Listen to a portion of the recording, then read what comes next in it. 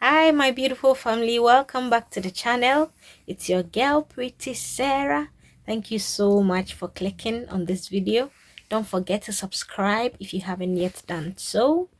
Also like the video, give me a thumbs up, okay, and share it to your friends and family. So let's get right into the topic for today: why I stopped going to church. Before you judge people who no longer go to church, hear from them. Listen, some people have been abused by the leaders of the church. They've been molested. They've gone through all sorts. Listen, don't judge them. Empathize with them. Hear them out. Wait and know their story. You only know their names. You don't know their story, as one Ghanaian singer would say. So please, next time, when you judging, when you are pinpointing, when you are saying all sorts about people who no longer go to church, make sure that you hear from them. It's unfair.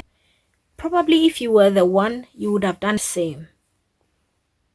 To my dear brothers and sisters who no longer go to church because maybe you've been duped, because probably when you needed help from the church, there was no one to give you a listening ear, talk less of helping you.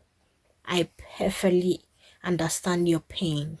I share your pain with you. But you know what? Not all churches are the same. Not all leaders are the same. If that church you went to or you were going to neglected you, ignored you, did not pay attention to your plea, that shouldn't take away the faith you have in God. There are so many other churches you can go to. You don't know any church you can go to? Contact me. I'll take you to my church, okay?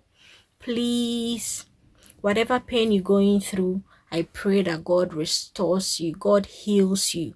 I pray that God's mercy and grace find you.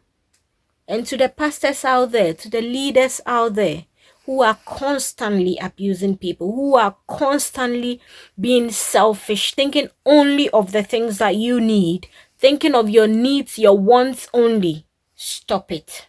Stop it. Jesus is not yours. God is not yours.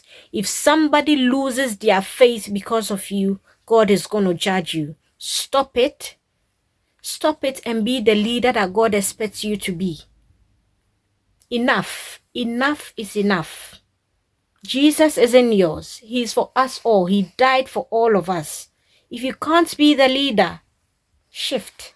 Allow someone to do it. Okay? And please, let nobody take away your faith, take away your joy.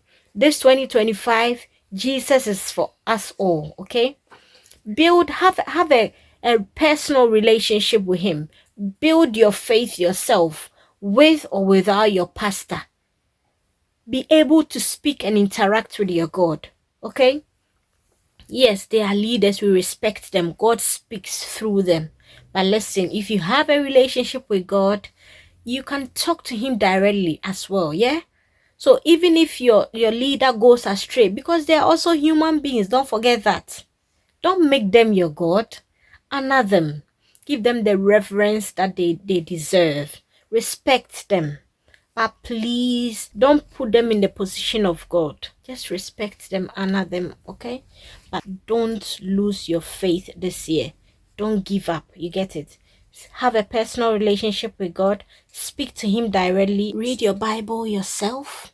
Don't let anybody lie to you. Know the word of God yourself. That way, if someone is saying otherwise, it's easy to know. Okay? I love you all. Don't stop going to church.